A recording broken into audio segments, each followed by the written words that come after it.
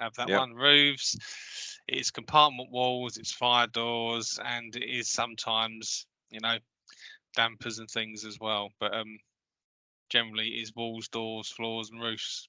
So Yep. it's never that simple. But I think, and I did a stint in aftercare myself, I think it's not only do I think everybody should do a stint, because it does open your eyes to how we don't keep records properly, but it also lends itself to appreciating what they're trying to do with the legislation, with the golden thread, and with all the data capture.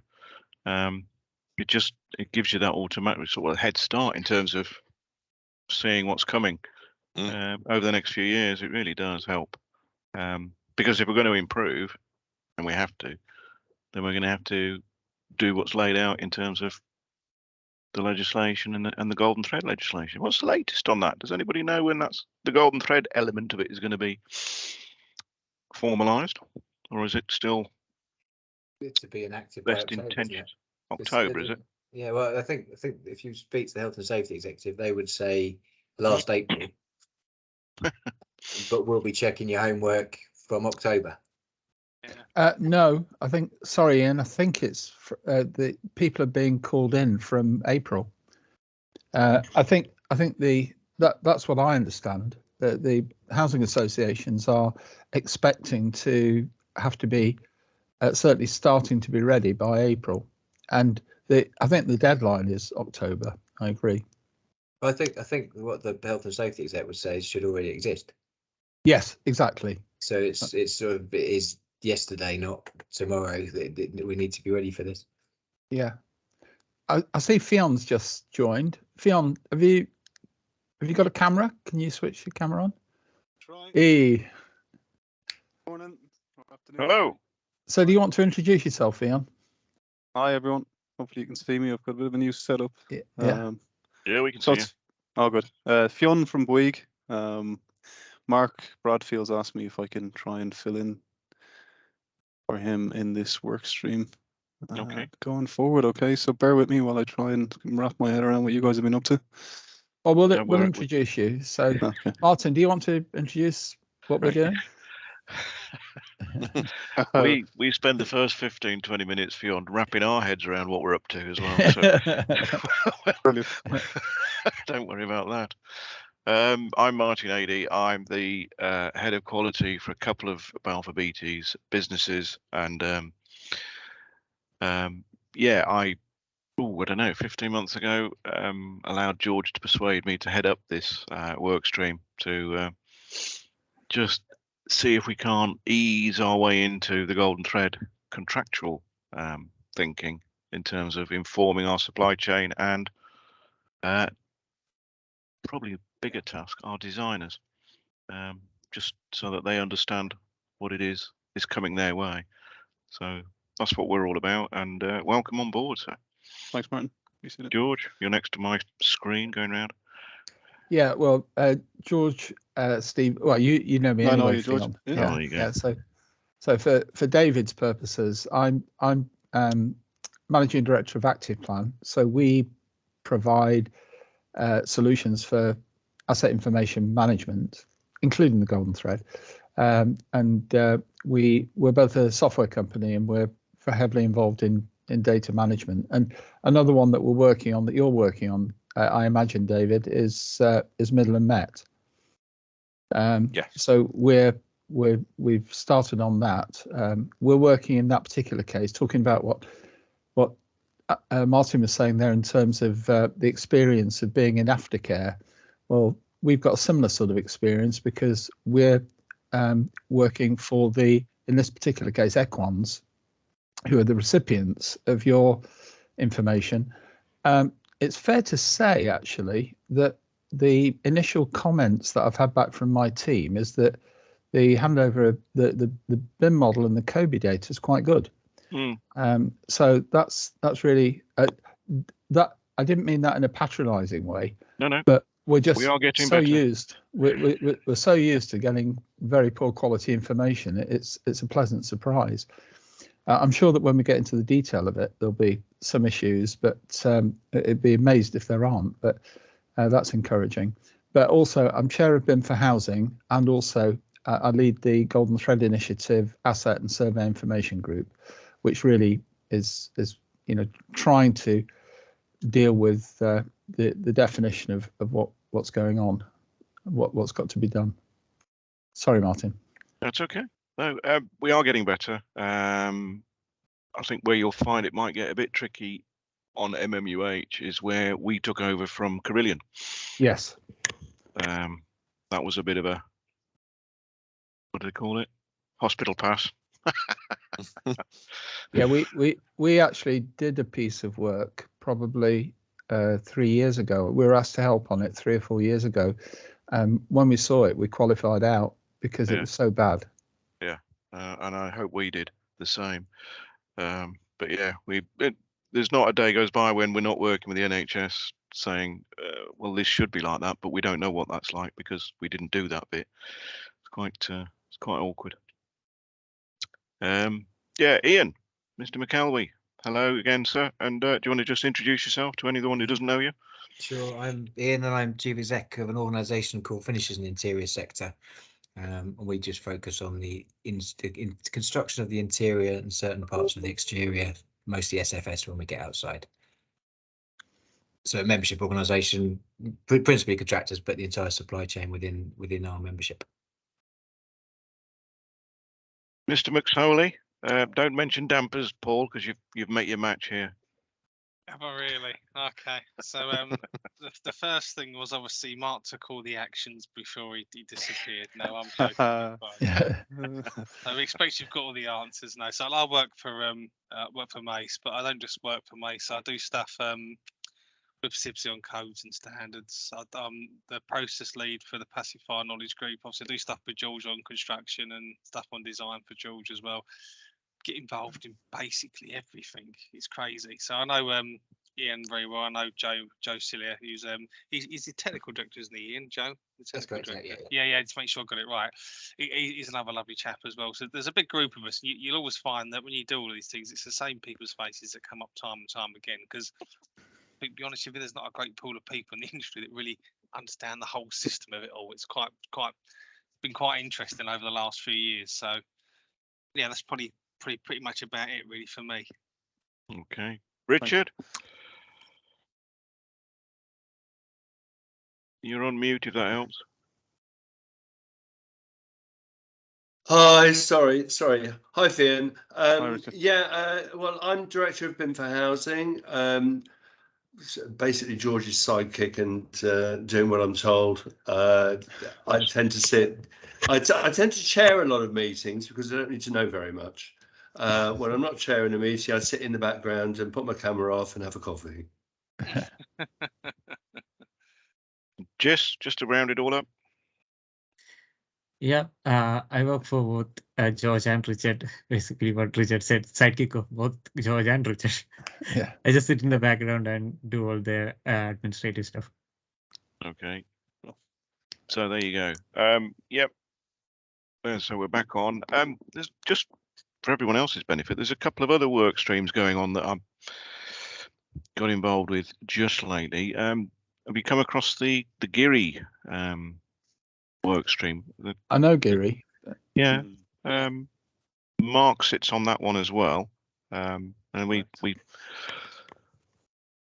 trying at the moment with I think what they're trying to do is sort of put out some not press releases, but put out some fact sheets, sort of along the lines of, did you know?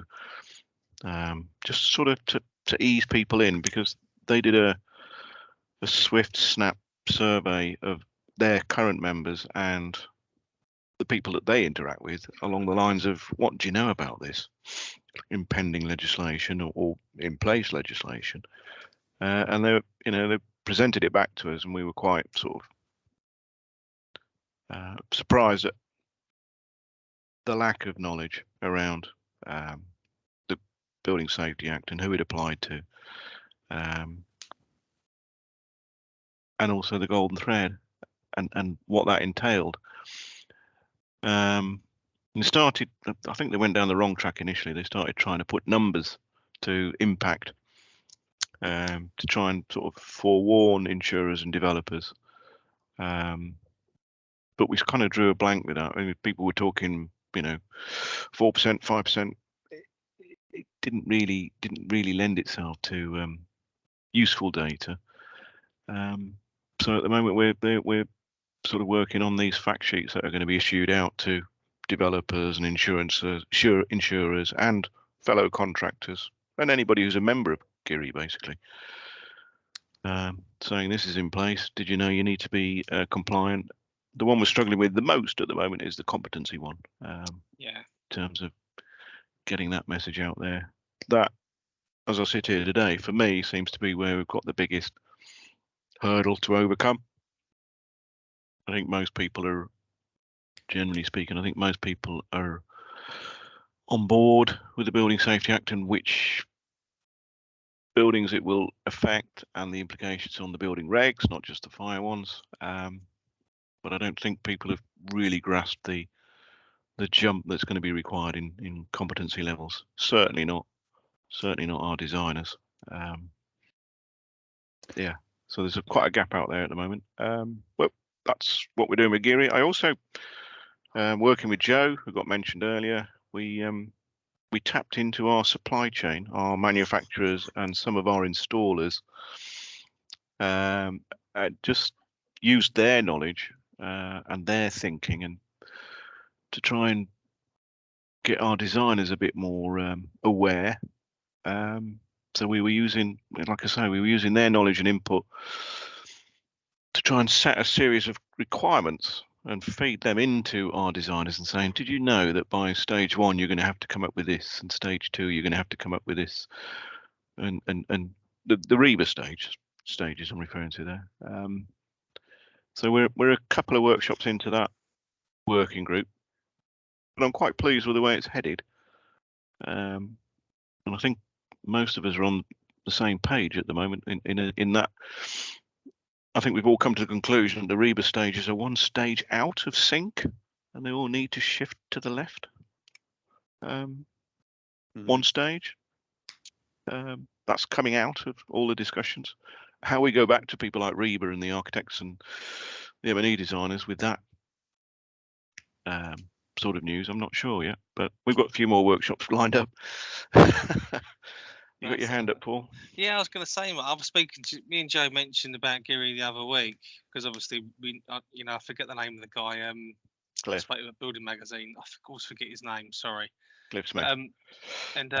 Yeah, I did like a passive fire code of practice essentially. I put it together all against all the REBA stages, and I think one of the things I think Joe was probably going to do with GIRI, not speaking for Joe, I think he was talking about the same sort of thing. Is that we got to the same conclusion about Gateway 3.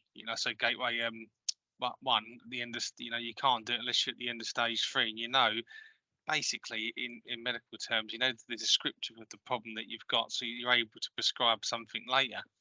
Because at the moment we're going into construction and it's not described what it is. Then all hell breaks loose because actually the building is too small to fit everything into it. Because you can't fudge things anymore. It's all going against you. You got to have access. You got to record it. You got to know what it was originally. There's lots of stuff going on around it. About designers, because you are right.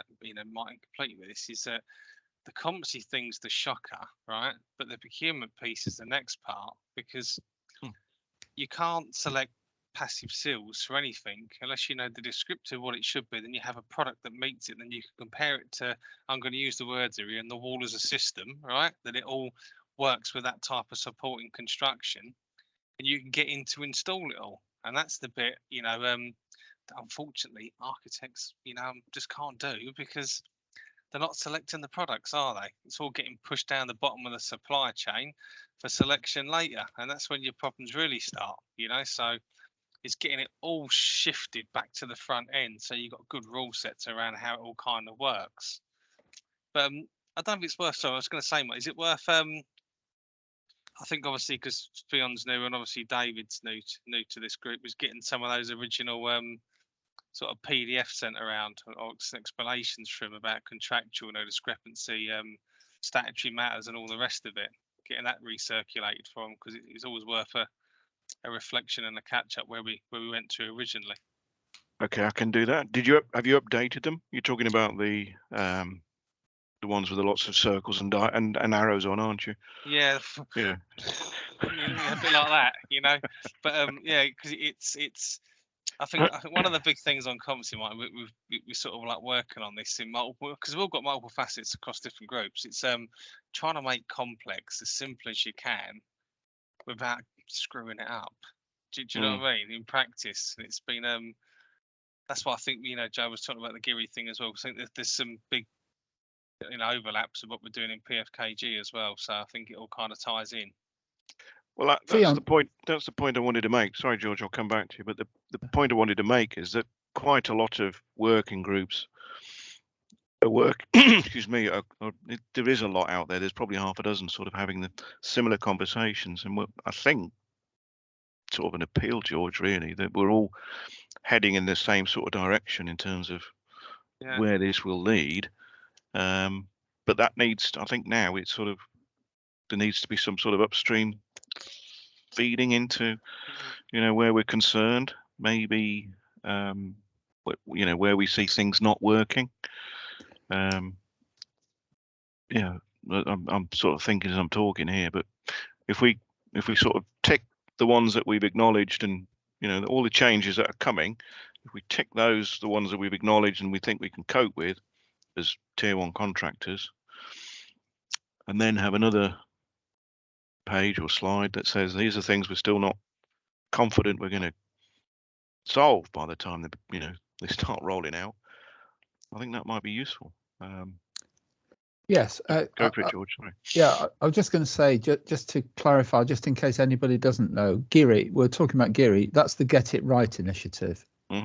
Okay, so that's something that was started probably, I think it's probably 7 or 8 years ago now, to my knowledge, and that's the principle behind it.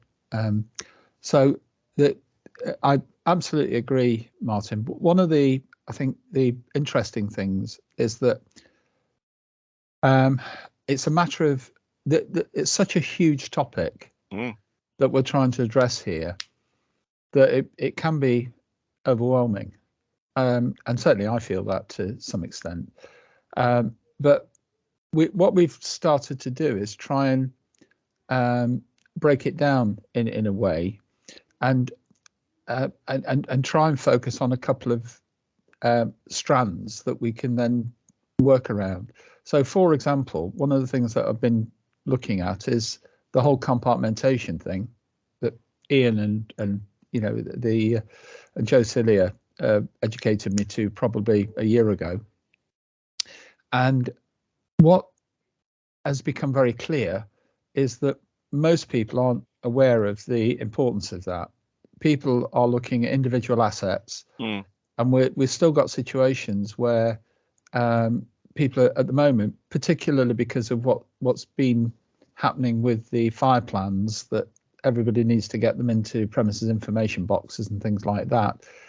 That's going to lead to a lot of fire door replacements, because and in talking with a lot of the landlords at the moment, they've got programs of replacing fire doors, and the level of failure of the new fire doors that they're installing is amazing. 80% failure. Oh dear. These are brand new fire doors that are being installed. Now, we're also working with a big contractor at the moment that has been doing inspections of the fire doors they are installing in new buildings, and they're getting something like 70-75% failures as well, which is, you know, it really is, it speaks to the competence side of things. So one of the things that we've looked at we've started to do, I think I've mentioned this, but we've started a new work stream in Bedford Housing around fire doors, really to try and pull together, in particular around fire door inspections, because there seems to be, obviously there's going to be a hell of a lot of activity in fire door inspections, and the broad, the range of different expertise of the people that are doing the inspections, and also to some extent the motivation of some of the people as well. I don't mean that in a bad way, but if you've got a fire door inspector who also is a manufacturer and an installer, then there's a question mark there to some extent as to whether that's a Chinese wall that should be there. The other thing is that we held we held the first of the fire door inspection groups a couple of weeks ago, and one of the housing associations said that basically they're taking the line that unless they've got a certificate for a fire door, they're going to replace it. Now, that, from talking to other fire door specialists, they're saying that that probably is a bit of a knee-jerk reaction, as it were, because it may well be that a fire door is perfectly adequate, and in fact, actually, the replacement one that comes in, it might have a certificate, but has it got a certificate for being installed in the wall type that it was supposed to be?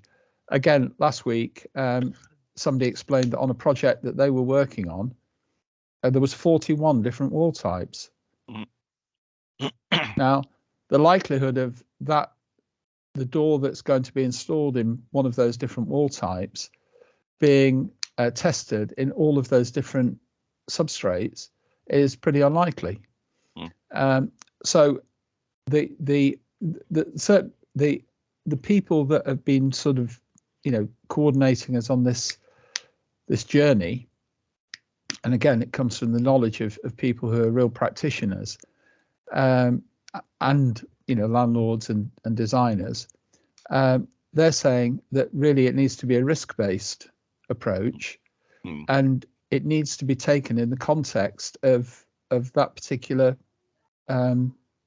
door. So what we're doing, we're standardizing we're trying to come up with a standardization of how inspections are being done. Yeah. And as we've got into this, it looks as though we can use the same methodology for all asset types.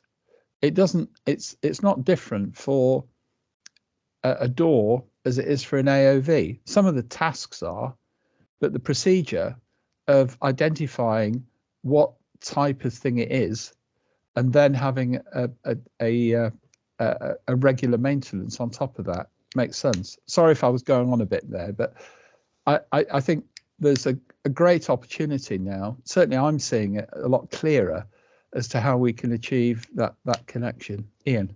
Yeah, I thought you'd put your hand up, Ian. Just a couple of quick points on that. There is a standard, but it's not a standard, which is the fire door inspection scheme. FDIS has a 90-point checklist, and there's also a new association set up fairly recently, which is a trade association for fire door inspectors. Might be worth including them in that work as well. Definitely. I can introduce you to the individuals, George. I only sort of caught out. I was away last week, so I only caught up with a few emails. But interestingly, though, Ian, my perception, me and Ian have talked about this for I don't know how long. There's a dearth of competent installers of fire doors. We're probably going to end up in a situation where the industry's got more inspectors than people who are capable of putting the bloody things in. Again, there's a diploma for that. You just need to encourage people to bloody take it. Yeah. You know, we could. Do you know what? I could spend my entire day talking about fire doors. But that's not why we are gathered here today, is it? No. Welcome to my world. You can imagine, can't you? Me and Ian in the pub talking dampers and doors, mate. It's like a dance floor killer, isn't it? You know what I mean?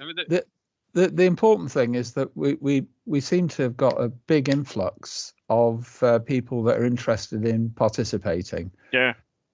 Which is encouraging. And what we're doing, we've got the fire door one underway, and I think we must have about 60 or 70 people that have signed up to participate, and we've got the next one is on AOVs and smoke vent, and we want very quickly, and that includes dampers. And then we're going to look at I think the next one that we're going to look at is penetration seals. So again, what I've been trying to do, Ian, is look at the compartment as being a thing that we can work around. System. Yeah. If you remember, George, what we delivered last time to the design group after going through here, which obviously Joe's seen it all because I'm producing it in there as well. It's a standard way of workbooking it all. As you said earlier, that we sort of broke it down into things that are static, like pipe seals and dampers and ducts, and things that are transient, like fire doors, because you can walk through them. And they've got other things that go with them. Don't bore us here. I'm not going to go into dampers either, so don't worry. Then you got things that are like dynamic, like smoke control, which is performing a function. And it's interesting because you can put it in the same platform. You just change the stuff that's around it. Because I think I delivered the damper one last time, George. I just put that's gone out for peer review now from PFKG to TG6, and it's gone out to NADAC as well, and it's going to go out to a few other people. But it all hinges, I think, as you kind of alluded to there earlier, Martin, around having a code of practice for passive fire that doesn't exist. There is some stuff, no disrespect for things like Part 3, but there's not like a CIBSI code M that encapsulates all of it, where you've got a way of behaving around commissioning. You've got guide A, guide W, does water A, does air, and that then aligns back to that behaviour. Does that make sense? So I think that's the aim of, I think, as us as group, and everyone, as you said there earlier, Martin, and you do, George, is to get everyone together so we can get this kind of thing fully aligned and realised, and you get workbooks, because pipe work is the easiest thing, no disrespect, the easiest thing to describe. It's the hardest thing to select in practice. It is a nightmare. Because it's material based, wall thickness, fluid temperature, what insulation, all the other stuff that goes with it. And because we're procuring it from 4 tiers down the market later on, ends up as a disaster every time. So, yeah, I said it takes us 20 minutes, Fionn, to get our heads together. It actually takes 45 today. It's a good warm up. It's all good. Any sort of observations thus far, David or Fionn? I might say I'll forget my point if I don't go quick, so you'll have to bear with me. But I sit on with NEMA, which has obviously confused the world as well. We've done that. So now we've got NEMA. And I tried to engage with NEMA on what we call the affiliate leadership group, which is basically trying to round up REBA, CIBSI, not very successfully, I'll be honest, but rounding up these I don't even know what you'd call them, membership organizations for the industry, to see where they are. And it's really difficult. REBA and CIBSI being two of the big fish that are quite difficult to actually get into a room and look at this with. But I think there needs to be quite a new impetus now to look at this with these guys and say, what is your guidance to your members, especially REBA? Because if you're going to put out a new overlay, it needs a lot of input, doesn't it? And I suspect that could be something that's happening, but not many people have sight of. I certainly haven't heard of it. But I think that you guys tell me if I'm wrong. Yeah. I think that sort of defines the problem. Everybody's solving a bit of it. Yeah. But it's not being pulled together. So there's lots of siloed. This discussion is always useful because there's always something that's going on that we haven't heard about, or there's a new piece of work. But I think what we do have to do, and the point that Martin was making earlier, is we've got to try and then now feed this up. And I think that that presentation's got to be done to the CLC, Martin, myself. I think we've got to get the Construction Leadership Council behind some of what you guys have pulled together. Yeah. Because what I don't think we want to challenge the plan of works, but we know it's not a plan of works. So it's not going to work in the new regime, is it? No, so we need a sort of a construction industry response almost to plan of works that pulls all of this together. And that way, we're trying to work on, Paul made an excellent point at the last meeting about the sort of he's done all this work, but how does that work in the world of structured data? Yeah. Because how do you BIM that lot? You know, Yeah. it's Is that bin it or BIM it? I didn't quite. I did say BIM, Paul. I did say BIM. But you know, and again, so that conversation's happening over there about structured data, but it's not necessarily linked to what Paul's trying to do in the real world. And it's just how do we get these threads to come together in a meaningful time frame? And I think this group has a responsibility now because we've unearthed it. And I think we talked earlier doors about I, we, and they, didn't we? So individual company response, collective action, and then actually this stuff's outside of our influence. So we need other people to do stuff. So we need to explain what it is, why they need to do it, and get the support from the Rebas of the world. Because at the moment there's too many people trying to own it. That's the big problem. Everyone's trying to own it rather than I develop agree. it. I think as well, Ian, just to jump on it, I think part of this issue is like the gunfight at the OK Corral, because what everyone's doing is that the architects don't want to get blamed, right? They don't. No disrespect to them, be blamed. And actually, they're probably actually a little bit blameless because of the competency thing. It sits outside their reasonable competency on seals and all the product standards. They would never know it anyway, right? I totally agree, Paul. Isn't that currently even the case? And architects will tell you, I can't give you an as-built because I haven't been able to verify what's been built. So that's the current situation. I think it's the same thing. I think the issue is that they can't describe a fire door and a wall. Technically, they can't describe it. They can't talk about the classifications of it. That anything that goes, they just can't do it. Even like, and you see the best example is probably I want a 120-minute rated fire curtain. And the first thing is there's no such thing as fire rating. It's resistance against different parameters. And we've got it on jobs at the moment where you go into it and actually what they want is a smoke curtain. And they've got 120-minute fire rated, E category resisting curtain. It's like you've selected the wrong thing because it's outside their knowledge field. They don't understand the different classifications for all the different kit. And when you get into things, and fire doors are complex, Ian, as well, because you've got the security side and all the rest of it, and you're the expert at that, not me. When you get into things like smoke control, the building services guys, they do not know how to classify it. Fire engineer doesn't know the product standards. And I think you've got to get to that situation where you go, all of you just calm down. You do this bit, you do this bit, you do this bit, and we'll bring it all together. That's what the Code M does. For simply, it brings it together, enables people to function it out. And that's the bit. But who does that bringing together, Paul? Well, at the moment, there's no code of practice to do it, and that's why we're kind of writing it at the moment. I think what Giri's do is probably quite similar, speaking to Joe. So there's going to be some overlap there, Martin, on it as well, because I've done the process flow for it, but it's getting the races right to say you behave like that at this point in time. It doesn't tell you how to buy and to select a product. It tells you how to behave. You need the workbooks to get the product right, which again is the equivalent of SIBSI code A for air systems, W for water. You've got to have those codes of practice, like fire doors has got to have a code of practice to get a fire door. It might already exist, but what we've got to do is put it into a pictorial format so everyone understands it. And that's and what everyone knows what their responsibility is, isn't it? Because that's the big thing. So at the coalface, what we face is design development ill-defined in a contract, and it's an absolute nightmare. I've got 2 or 3 legal cases going on at the moment that are nobody defined design development, and hence we're in the mess we're in. Eggers versus Skanska. That's all you can rely on with that one. Eggers versus Skanska. I've seen that one before. I've sent it through to Eggers versus. If it's design development, that's the only thing unless it's in the main contract amendments, define what it means. There's no such thing. There's only statutory matters and adequacy. That's all there is. And we talked to our members about a clarification and a qualification process, but that loses them work. If you actually do it properly, you lose work because people don't actually want you to go through that process at that stage. I don't want to know. No. So again, I've got a perfectly defined clarification through tender stage and a qualification process that should be submitted with your tender, and also to support the design development decisions that have been assumed in the process. In the real world, it's a license not to win jobs.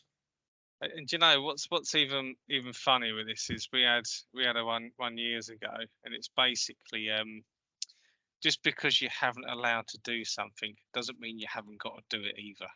So the wording has to be so correct, because in some of the legal cases you get, if you say we're not allowed to do, something that means you can't complete the works, you're doing it at your own cost. Doesn't matter if you're not allowed to do it, you've still got to do it. It's a minefield. Let me find the Siggers thing for you, mate, and I'll send it over to you. An interesting one, isn't it? So if you qualify by saying you're not allowed for something, I can imagine that the legislation and the interpretation says, well, irrespective, you've still got to do it in order to make it comply. But you still have another, yeah, but you still have another argument, don't you, to say, well, I made it clear that I hadn't allowed any finance for that, so therefore I'm still out of pocket. And Well, the ESL case recently went through with the caveat was ignored because the contract said comply with the building regs. Yeah. That statute again. If you look at the one with the cladding cases, the one with Marlett Homes, whatever it was, they lost because the overall responsibility for statutory compliance sat with the contractors. Even if the architect originally had done a system which didn't meet the functional requirement of don't spread fire on the outside of the building, by de facto it was the contractor's own specification because they're responsible for statutory matters. They own the contract. All this stuff's very interesting. You can't. I mean, this is being recorded. I'm not going to say what job, but once we were told we had a satellite fall out of space in Russia many years ago on a job, and it did all the satellite channels for this particular development. And we sat down with the employer's agent, and we all had a laugh and a giggle. And they were nice enough guys, but they could be hard work. As they're paid to do. He said, "This satellite's fallen out of space. What do you want to do about it?" And we said, "Well, you don't expect us to put the satellite back in space, do you?" And they wrote to us and said, "If that's your way of removing the inadequacy from your contract, please just confirm how you want to do it." And it's honestly, but people don't.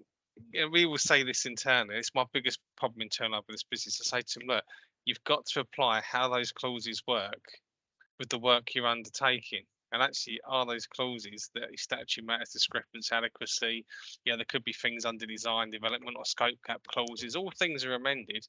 Is it appropriate to the work you've got on the level of information? Because if it's not, you've got. And I think, and you're right, though. You've got to raise your hand and say it. If that client says you're being too awkward, and you can't deliver it, you're probably best just walking away anyway. That's the hard thing, isn't it, for everyone, including us as builders and your members here, getting that balance right. Have you seen the case going through at the moment with Wilmot Dixon? Anybody? Yeah. Where the Woolwich, Tesco, and the block of flats above, they're challenging because they've had to remediate the whole thing, but they're now suing their architect and supply chain. Oh yeah, no, I did read about this. Saying you had the same level of responsibility to make sure it complied. Well, that'll be an interesting one. That will send a hell of a message. Well, the interesting thing is that when you novate, I don't know if you ever get into this yourselves, guys. When you novate a consultant from an employer to yourselves, you have to make sure the main contract doesn't have any restrictive covenant that says you must just, novate them in the form that we've done. Because if you're novating them, but they don't have responsibility for design they did previously, and that all sits with a client, you basically haven't got anyone responsible for design that protects you. And I've seen it happen. So it should always be supplement to the building contract when you novate them, and it should be warranty of all the work they previously conducted. It sounds simple, but it gets missed all the time. Because you're right, if they have been novated on those terms, which is what it should be, your risk goes straight to them. We've had jobs recently where the architects folded. Just folded. Rather than get into it, it's just going to administration. Bloody hell. You're going to see a lot of it, Yeah, interesting. It is, yeah. It's all big money as well. Anyway, David, we didn't come around to what do you make of it so far? That's okay. I'm stunned, if I'm dead honest. Level of discussion has been interesting. The points about the fire doors and of effectively poacher turning the gamekeeper scenario, I think is a concern. I don't really. I think the two, an inspection regime should be kept separate from installation. But my big push is always biggest frailty with fire doors as a specific is the discrepancy between the manufacturer, the installer, and the maintenance regimes. A lot of it could be removed by having fully integrated door sets installed from the outset. But that's it's a level of detail that's probably you can still buy in the UK in 2023, and they're still being installed. Door sets, not door sets, doors and frames separately. Yes, put them into fire compartmentation. Yeah, it's just staggering. Still, it's so open to just incompetent people doing a day's work, getting paid for it, and with a massive liability left behind with them, and it's a concern. But no, everything I've heard so far has been bit of an eye opener, actually. So the scale of this, as far as the fire door side of things. I mean, I'm learning about everything, but the fire door side of things, I was really quite surprised to learn that a fire door can be between £3,000 and £5,000, and installed, and some people have got to replace 3,000 or 4,000 fire doors. Which without wishing to name any names, we one of the projects I've just defended, we had a claim for a few £million to replace 700 odd doors because they alleged that we hadn't installed them, hadn't provided the relevant certification at the time of handover. Went through a very painful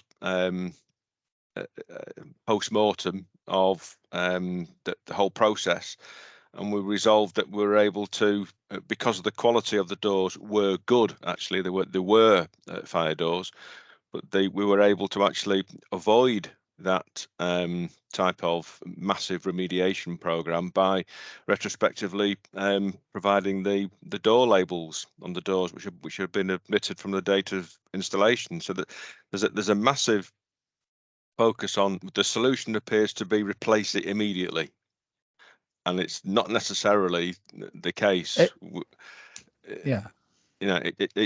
But you do have to take it as a case by case example. I mean, the resolution to that particular thing was I think it cost us just a few £10,000s of pounds to go get the doors relabeled, recertified, without having to spend £4.5 million on 700 odd doors. So it's probably one extreme example to another, but the default of we can't determine, therefore it must be replaced, I think is a worrying trend.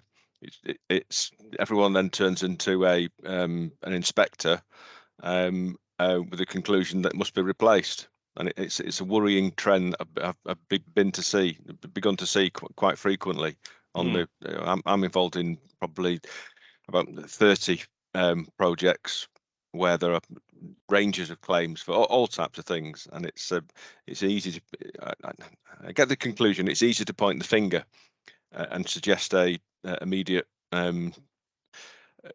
replacement solution, and these things need to be validated by independent validation methodologies rather than these organizations that we can do all things at the same time. The same, you mentioned AOVs and smoke control systems. They're my probably my little speciality. It's what I grew up on, doing smoke control systems, and they all start from what is the design basis, not what someone's assumptions are, and it's very easy to criticize what those systems were designed to do and function, and it's a real challenge to validate the original design inception with what's presented on site. And everything you've talked about today has been a big eye opener for me. That there's a good format and a forum for discussing this and hopefully making sure that these can be addressed with, further design, collaboration and specification setting. Sorry, George, you've got a hand up there. I think Paul just beat him to it on the I draw. did. though. I was did just you? in front. Oh, I was just going to say, Dave. Well, just on things like smoke control. I mean, do you know Paul White? You ever heard of Paul White? Yeah. Yeah. So me and Paul do a lot of work together. So and Paul's involved with George as well. So there's stuff going to come out soon on diplomas and how you do it, because it's so messed up. It's so messed up. We basically flowcharted out dampers, and then smoke control. You select one damper in one in one location, and it comes out this thing about that long. All the things you've got to consider just for one damper in one location, and we've been gradually making it into more simplistic. But as you said there, and the absolute spot on, it's great to hear it, is that if you don't know the risk category of the building, the risk category of the space that you're feeding, and how it's functionally supposed to operate, you can't set the bloody system anyway, and they're all trying to CDP it. Yeah. And do you know what I mean? So yeah, it's good to hear it. That's all I was going to say. But yeah, there's a few bits we've had through this group you've probably not seen, which should be of use to you. That's all. Great. Yeah. I've got a question that Ian may be able to help with, and obviously others as well. The whole point about whether the door is has been tested and it's got a certificate.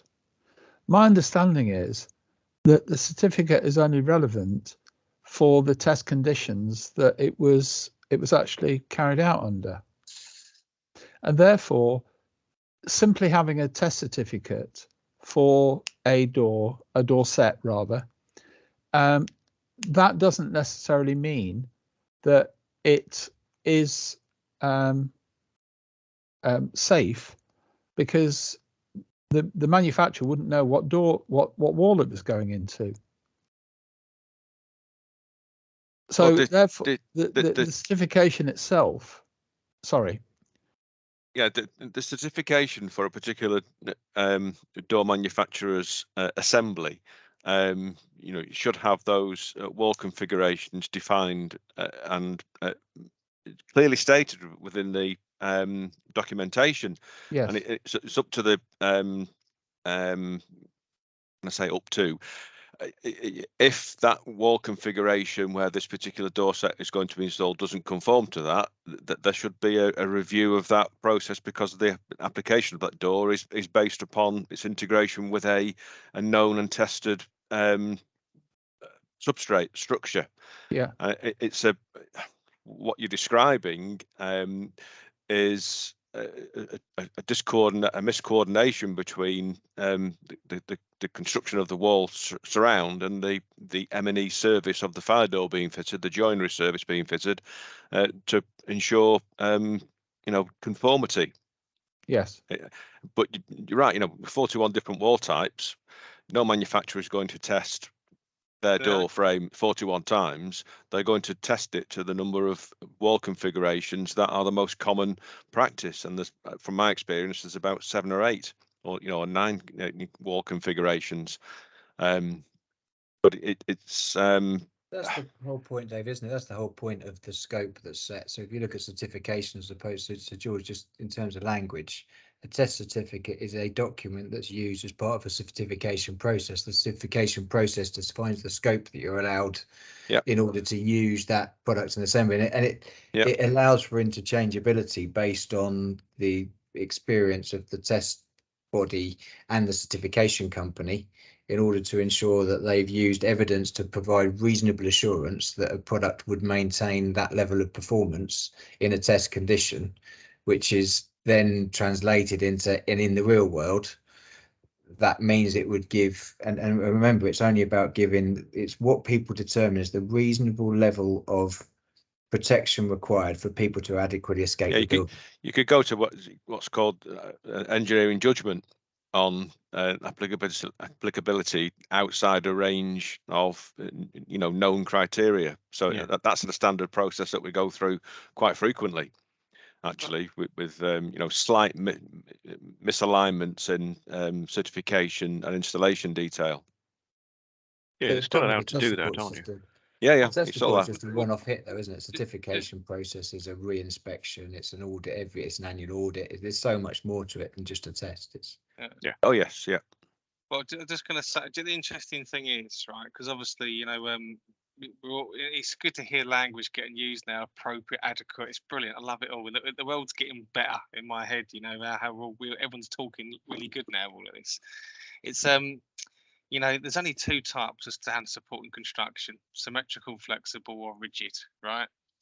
And I think even when it comes down to, like, if you look at what Gove's done recently and said, oh, 476 has got to go, which everyone's going to fight because it can go for certain things, it can't go for others. Because, and I think Ian, you just said it there in the same, in a different way, but the same thing is that whatever you select must be adequate for the function for which it was intended to be used, installed in a workmanlike manner, right? So even if you take fire doors, and this is where we don't use the word engineering judgment anymore. We don't use it, right? And that's not knocking anyone, right? Because if something's assessed to PFPF guidelines and it's done through a third party, sort of good accredited sort of third party like an IFC or a UL, there'll generally be a good barometer if it can be technically assessed properly or not. Because the minute there's something in test data that doesn't exist, they just won't do it. Whereas, you know, manufacturers will give you their judgment on it quite willy-nilly. So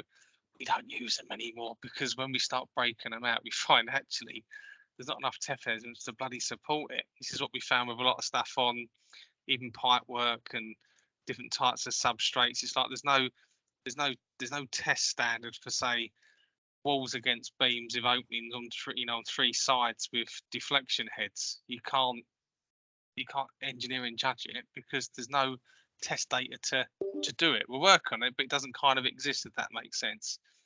There's so much going on. And what we're finding as well is, you know, building control authorities like the City of London are getting really switched on to it. Other ones haven't caught up yet, but they're getting really switched on to it. It's become very hard to get anything. You know, if it's not crack on the money, they just go, can't accept it. They make not that they were a designer anyway, but they go, we can't. It's not sufficient for us to reasonably judge it's okay. So yeah, it's a bit of a minefield at the moment, isn't it, David? All of this. Very much so, yes.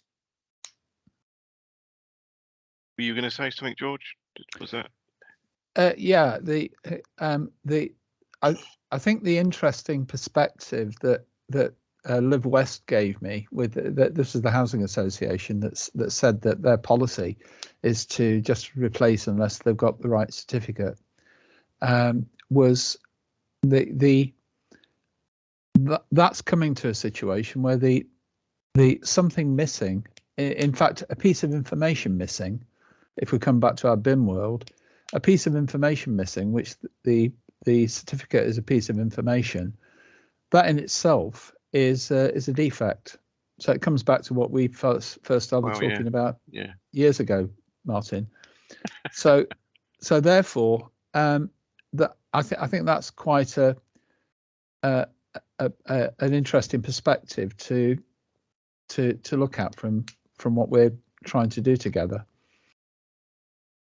So it's not just a matter of it's not just a matter of whether it was installed properly. It's whether you can actually evidence that it's got its certificate. And if they've lost the certificate, or as David said there, you know, that was an oversight probably by the installation team or whatever, but you were able to sort it out afterwards. That's a critical understanding. So what the fire work stream, the fire inspection work stream, and Ian, thank you for putting that in the chat. And we're certainly not trying to reinvent the wheel, by the way. Absolutely not. We're building on a set of fire door inspection standards. I say standards, guidance that was developed for the NHS. So we've shared that guidance with the group, and we're getting their comments on it to come back. But what we're going to try and do is refine that as a first pass, as it were. But the methodology that they use is to first of all identify what type of door it is. So if it's a new door, there needs to be some sort of inspection to say that it was, you know, what it is, or even if that's just looking at the records of what was installed, to make sure that you know what it is and that it's going to perform in the right way. The second one is where it's already an installed door, and that needs also obviously to be identified so that you know what it is. But those two, that type 1 inspection, which is for new doors, or type 2 inspection, which is for an installed door, is only ever done once. So that is the one that requires very experienced and competent people to be doing it.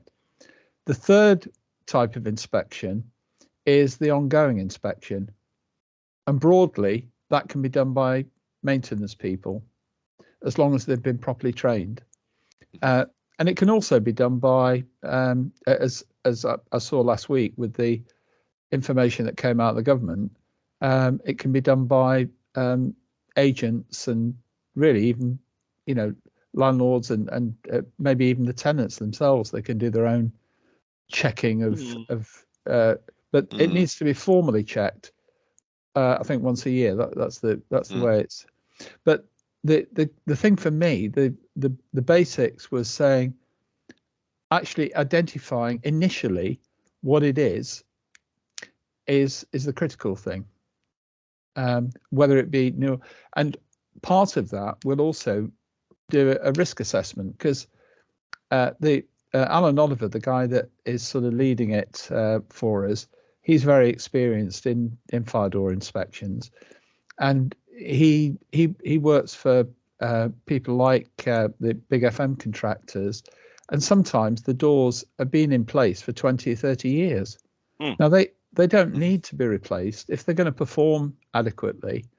The fact that they weren't tested and they don't have a certificate, if they're going to perform adequately, and if an expert says that they will, then that may seem reasonable. And that's kind of the key point, isn't it? That we standardize these things so we can develop together as a community, and that we build on collective wisdom, rather than everybody doing everything differently and then getting to we can't compare the results. A couple of quick things. I've shared the PFPF document, George. You've probably seen it before, but that's the guide to assessment. It used to be the guide to assessment in the test. That's now called something different. Thank you. But the other one to be aware of in all of this is this classification. I don't know if this has touched anyone. Is the classification systems on the EN this change from buildings in the building regs that's proposed? No, I didn't know that. No. 476 thing, yeah. Yeah, so that's effectively, if it's sort of in layman's terms, that's effectively saying that because the European standards have better mechanisms to assess performance, we're going to do away with the British ones in the building regs for fire resistance and reaction. The big one with that, I was talking to Niall about it recently. The big thing is with this is that this is how I can see what the reaction from Gove is, that, you know, Gove has obviously had to put his hands up and say building regulations had a few problems in them, you could say, you know. Well, it only took him 6 years, Paul, didn't it? I mean, well, 16.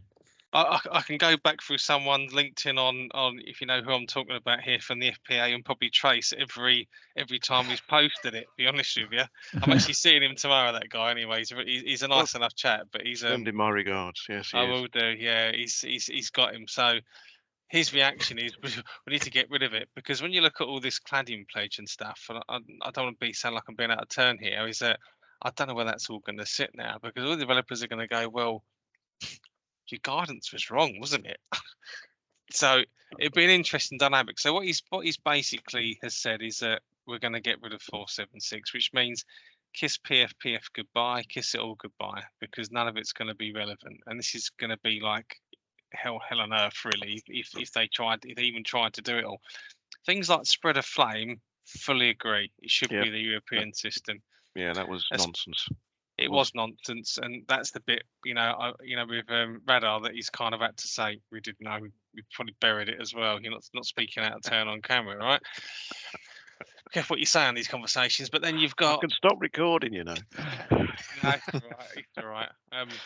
So that's probably a bit embarrassing. Then you've got things like steel beams where you go, well, if you use the European system, a 90-minute test for reactive would probably be 60, and the European system 2 hours would be 90 because the furnace is so hot so quick. There's big differences in the furnace procedure. So you sort of sit there and go, the effect on structure would get bigger. You can see it coming. Walls, I think, I don't know what your view is from the FIS on this, but walls being 476, really they should just be EN because it keeps it linear to all the seals that are tested through walls. Though don't get me wrong, my understanding is speaking to Alex on this as well, because he's the one I generally rely on as well as yourselves. Most wall systems are all made of EN components anyway now, so it was all a bit nonsensical. Though I stand to It's be more corrected. a case of timing than direction. Yeah, For us. It's a case of and it's sort of there is an element of throwing the baby out with the bathwater, but the underlying point to it all is the XApps provide a better described mechanism, a better standardized described mechanism to assess a broader range of performance between elements of a system. And that's fact. It's just and it brings us back to the point about this process moving forward that's what we need, is that standardized approach, and then everything becomes easier again. So you were doing actually the right thing with fire doors, George. I'm not cutting across. It's absolutely the right thing. The more standardization there is, the better mechanism there is for us to decide based on a risk-based scenario. Because again, why do we still sell door assemblies? Because there's a heck of a lot of buildings that aren't high risk that are going to need a new fire door in, and why chuck the frame away? There's all sorts of reasons that we still need that broader range of products available for refurb projects. Not everything's a new build, high rise, high risk building. Exactly. The classic one is, Ian, I think there's obviously limitations on wall height, but if you've got PFPF assessment, then because there's limitations even on XAP, someone can probably do a good reasonable assessment about a high wall system. You can probably do it. When it comes down to things like smoke control, dampers, all these other nuanced ones like flues, the problem is there's limitations on size with those standards. There is no XAP for smoke control, and it won't be coming anytime soon, right? It won't be coming anytime because no one can agree how you measure depleted oxygen in the furnace. You're never going to get there with that one. But the thing is, you've got big systems on jobs where you might have cargo tunnels or rail tunnels. And the thing is, those standards aren't applicable to it anyway, because you're talking pressures in excess of 10 kilopascals. So you've got to be careful. He's got to be careful what he wishes for. And I think it's all kind of, I said this to Niall as well, is that it's all about regulation 7. I don't care if something's CE marked. I care if it's appropriate for where I'm installing it. And this is the bit, is that you can end up creating a secondary problem. Everyone just goes, well, everything EN, and everything just grinds to a halt and stops. And you go, well, you can't do it. That's all reliant on the fact you need a process that allows you to make that determination that an insurer will sit behind, right? That's the magic position, is I can determine that because I've used this process and my insurer is happy that that process is robust. And then you've squared off every option but at the moment it's very difficult to get the insurance because the mechanisms aren't clear, and we haven't thought system, we've thought product. And that's hence back to the whole point of what we're trying to achieve here. And Walls as a System, Passive Fire Knowledge Group, the work that Geary's doing is all leading us down the road of we have to think as a group of people, not as individuals covering our own bums. Yeah. Do you think the 476 thing is an overreaction? Trying to get rid of the Class O, but getting rid of everything else that sits around it. I think they've made a mistake there, haven't they? I think then you need to look. I think as Ian was saying there, you need to look at it on a system approach and what's appropriate, because there's it's like if you look at smoke control, just I'm sure Dave you'll jump on this one as well, is that it's a fan, it's a duct, it's a smoke control damper. It's not a fan, a duct, and 55,000 pieces of ancillary kit so you can balance it in a smoke condition. It's the wrong thing. You're making it fallible. You're making it. It's going to go wrong. You got too many things in it.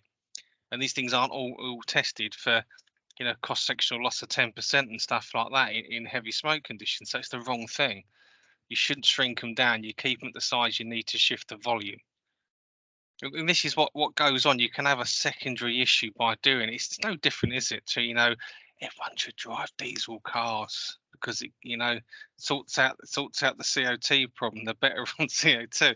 Everyone's dying of, you know, of nitrous oxide. You know, it's you have to look at the ripple of it all, and they don't necessarily. Because don't be funny, if you sat down, I mean, can you imagine, no disrespect, you know, to Michael Gove, if you sat down, he started talking to you about fire doors, you'd just be like, I'm amazed with this, because there's no way he's going to understand anything around this issue. He's got people who are advising him.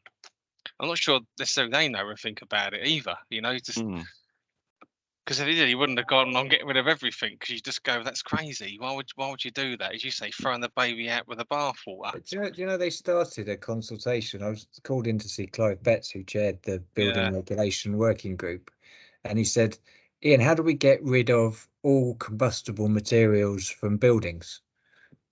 And I said, well, you're talking to the wrong bloke. I run the British Woodworking Federation. I said, and by the way, fire doors do a pretty damn good job in the main made out of wood. So that's maybe not your starting point, Clive. No, it's funny, isn't it? But yeah, he hadn't put two and two together. He was asking the questions. And yeah, anyway, that's the level of knowledge we're dealing with. Yeah. Yep. No, it's fun. I'm just going to find this Skanska thing for you, mate. I've got it on an email somewhere. I'm just waiting for it to spool through. Okay. Can I, just in the few minutes we've got left, just wind back? I found this diagram. And it goes back to what George was going on about, I don't know, over a year ago, in terms of start with the asset information model. And I'm just thinking, if REBA gate stages isn't applicable or working, you know, and if they are going to issue a redraft, maybe we should talk to them or try and influence their thinking to start with the end in sight. And there's just a great diagram in 19650. I've stumbled across 19650, so I'm sharing it with everybody at the moment. But this is, can you see this? Not yet. Okay, well then I'll share it.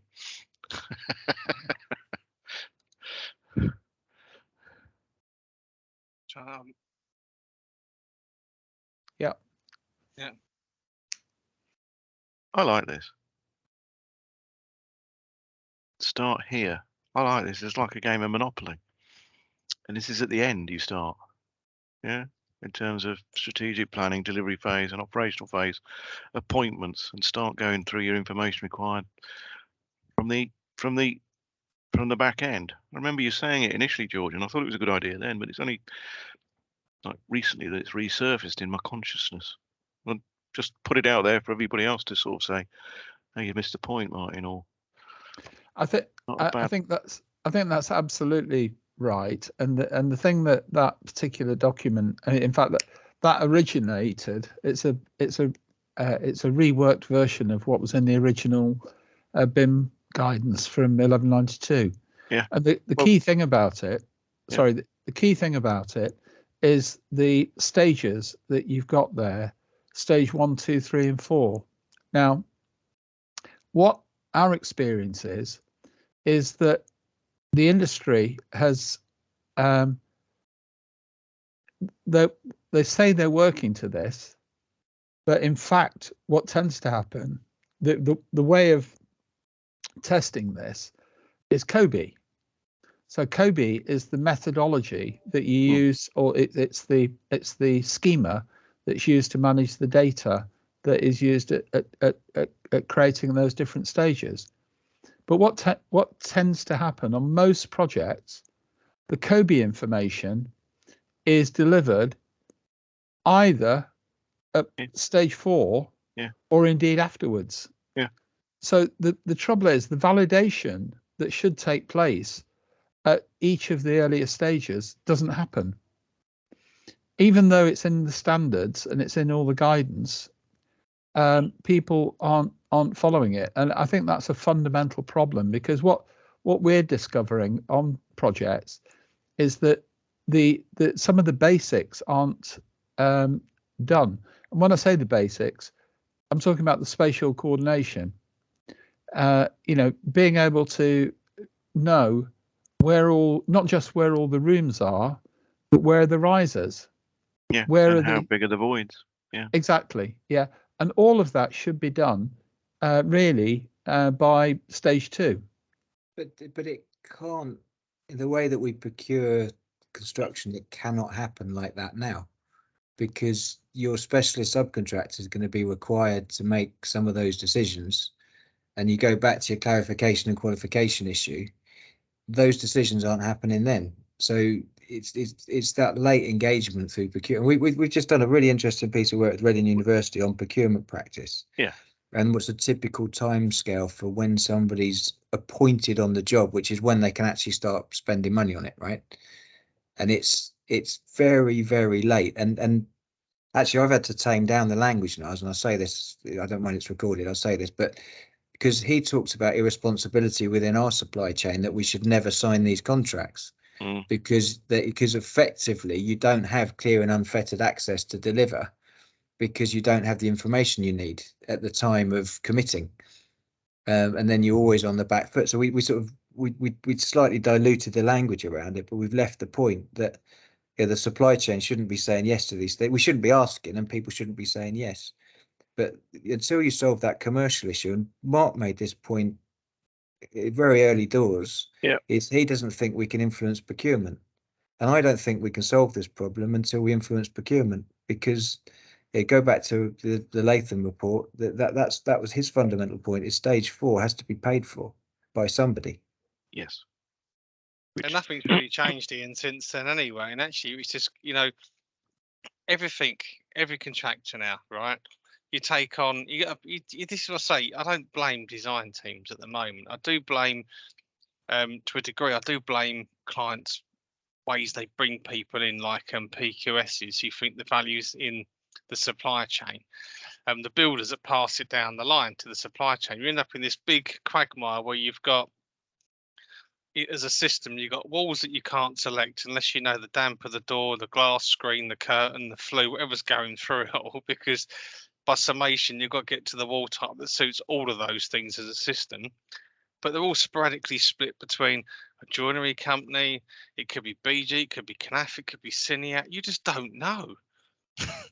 And this is the issue. Once people are signed up and you've got, you might have a good tier 1 MEP contractor who's going out for pipework materials and trying to change them later on, but the design's not based on a specific material anyway, because I think the values later on, even for the guys that do passive fire seals, they're knackered. They can't do it. They need to know material, wall thickness, sizes.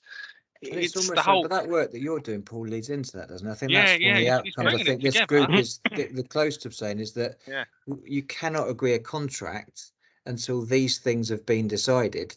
And if from the work that Paul's doing, we can get that down to what these things are, then that's when we have to go back to the CLC and that plan of works and say, look, delivering the plan of works requires this. And this cannot happen based on the way we procure it now.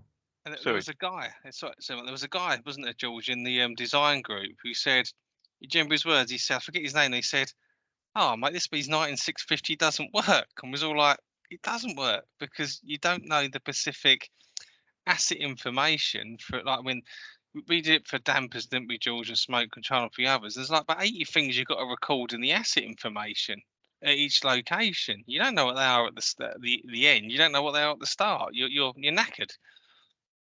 No, that's right. But absolutely, and I agree with you, Ian. But the fundamental thing that is even more shocking is the footprint of the building should be. I can't see why the footprint of the building shouldn't be defined by the end of spatial coordination. And at the end of spatial coordination, which is probably, that's work stage 3, I think, isn't it? Allegedly, George. Yeah, but let's say we should have a Kobe drop there. Now, in the diagram that Martin's just shown, there is one, but very few projects do it. because the way in which they're generating. Would you agree, Fionn? Yeah. It's Very few. It's left until the end. It's atypical to see a drop at 3, although you should see it, because at the very least you should see every room. You should see the asset itself, as in the building itself. Yeah. And the rooms and levels structured. And That should be done. That should be done and fixed and set. If you haven't done that much, you're nowhere near 3. Stop calling it that. It's not fair. And one of the challenges is that architects, when they are, presumably because of the way they bid, they don't define every space. No. What they'll do is they'll have a typical type of space or a typical flat layout as a separate drawing, for want of a better term. Even if they're working in Revit, they don't apply those to every instance of the building, and therefore, how can you have a proper spatially coordinated building? Is that the question we were talking about, getting designers involved in this? Is that not the question we need to go back and say, why doesn't this happen? What's stopping you doing this now, and what could we do differently to help you do it? Yes, it's procurement, isn't it? George said it in there, didn't you? It's the way they are procured. So it's really, I think, a message for customers.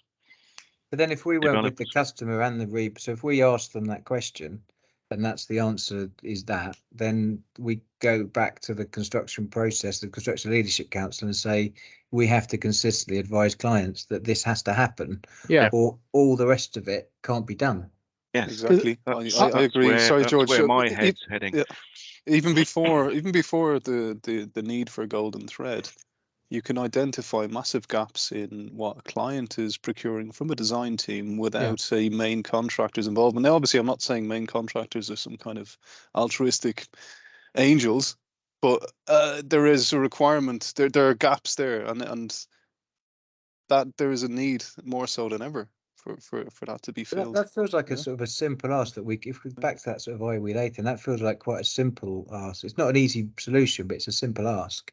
To say how do we go back and deliver that, because I think you use Paul's specific examples of dampers, because that takes you right into the you don't need to go into the detail of it, but you could show people where the weeds are and how it's so easy to get caught up in them. Yeah. Can I ask a question? Because you guys you spent a long time talking about dampers and products themselves. Now I'm not an expert in either dampers or wall systems and configurations, but one thing I've come across recently is trying to use an expression like assume the worst. In our case, where we'll put that in is if we're in discussion with an M&E consultant in an early, well, let's say stage 4A or I, and we need to progress the design, but we are delaying ourselves with the appointment of a subcontractor. So we need to get this thing further along. And what we'll try and do is say, okay, it's generic, but can you assume some things to give us a chance? Can we apply a similar logic? Can you assume that you will use this or worst? Can that be done, or must it be? It has to be this. It has to be British gypsum, and then you can proceed. Sorry, guys. And it should be the way it works, Fionn. But the truth is that the tendering process requires you to hit a number, and if you assume the worst, you can't hit the number. Okay. So the whole process is driven on the assumption of assume the best. Yeah. Because that's the only way you can get on price. Can I show you something quickly, Fionn, as well? Just because when you look at BG6, which is what you're clearly referring to. I am going to have to go in 3 minutes, guys. I can see my outs, and the next person's coming in. No drama. What it is, I mean, look, if you come down to, if you take this as an example, right, is that if you ask a consultant to say, well, you've got ducts, dampers, but all the rest of it, you go, just assume the worst. They don't even know how to classify this descriptively. They don't even know how it works with these. And this is because it's outside the competency knowledge of MEP consultants to get it right. And I think what we did originally, and I've got it at the top, is when you look at these kind of things here, and we sort of, like, you wasn't in the meeting when we did it, we delivered this previously, is that the fire engineer should know the risk category of the space and the operational grouping of the building. But the issue is, this is outside the knowledge field of that fire consultant. He doesn't understand any of this. You look at the architects, they should have an understanding of the wall, but they don't understand the wall in relation to any of this, right? And you look at the building services consultant, they know a fire damper is a fire damper, but they don't know all the classifications in relation to all the other things. This is about pipes, this one, all the other things that go with it. It's outside the knowledge field. But you This take is the take silo us, design, isn't it? yeah, you take principal contractors like us. We're just passing the risk down the line, isn't we? That's what we're doing. We don't know any of it. Hence, you say assume the worst. You know, just we've all been doing the same thing. But then you look at the supply chains, like, you know, furnitures and interior society, people that do walls and joinery, they don't know any of this. People that do pipe work don't know any of this. Then you've got people that, you know, do the classifications like the Hilties and the rock walls. They know this bit. They don't know really this bit. That's what the wall people will do, but they don't know it in relation to all of this anyway. And that's the bit that's all gone wrong. So we end up getting into a quagmire in PCSA because we're not spending the effort to describe the risk category of the space and that in relation to the hazard category of the building, how it operates in practice. We come out of PCSA with a number which is reflective of who knows what. That's the kind of bit that's been going on, if that makes sense. Because, yeah, did that make sense? Why it's just stop sharing? Yeah, and that's the bit you've got. They can't actually do it. That's why they want a CD pit, because they just do not know. It's like crazy. It's the way we're procured, isn't it? Yep. Way we procure and the way the consultants are procured. So it goes back to the customer. Secretly, I think all those. So go on, George. Go on. Yeah, and more questions need to be asked. That's the point. I mean, really playing back to what I think Ian was saying earlier. The fact is, there's just so the customers, the clients don't know that this isn't actually being done, right? So you know, for example, I sat in a guys.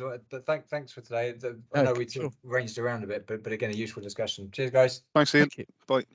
Yeah, so I sat in a meeting with a big firm of architects that we work with, and the partner was doing a presentation to a client, and he was explaining that their BIM models will allow them to zoom into a kitchen in a room, and pick a particular, you know where the stop tap is or whatever. And I'm sitting here listening to this, and on another project that we're working on with them, they've not modelled all the individual flats. They've just done types. Mm-hmm. And I thought, well, you know, this is extraordinary, because we were having a big discussion with them about the fact that they hadn't done that, you know, and yet he's selling it to the client as that. So obviously the client will think that their BIM model is going to be a complete BIM model. Oh, you're completely right, George. This is the danger, isn't it? The minute you show a 3D model, you give the illusion of engineering, when actually that may not be the case at all. I hate 3D models, mate. I can't. I have to get the 2D plans. I'm in the wrong room. No, I do. I have to do it. So not to be derogatory to BIM, is that you have to like when you have to smell it, breathe it, taste it, hug it, whatever, just to understand actually what is it, because some of these components aren't just blocks, you know, and you can't always gauge from a model. But my cat's gonna die. You can probably hear it. Sorry for the record. I haven't killed my cat yet, but it's coming. My wife said she might. God, it's got a mouth on it, that thing. That's the cat, by the way. The cat, yeah. Watch out. Yeah, Jesus, no, wrong meeting. Now, so because you can't physically always put it all together and go, that's the wall top, that's the, you know, it's really hard to sometimes do it in a model. Oh yeah. You know. No, yeah, I totally agree. That's the danger. The problem we've got now, when you give a model, slightly off topic, but I think it is related. When you give a model now to the site team, say, well, where's the studs? Where's the where's the makeup of the wall? Oh, we don't tend to model the internal partitions of a wall. Well, that's a pain in the arse. Well, we were focusing on bigger things. Yeah, the model does tend to give a illusion of completeness, doesn't it? Yeah, exactly. The uninitiated or uneducated or customers, as we call them. It doesn't correct adequacy. That's the problem with it. Yeah.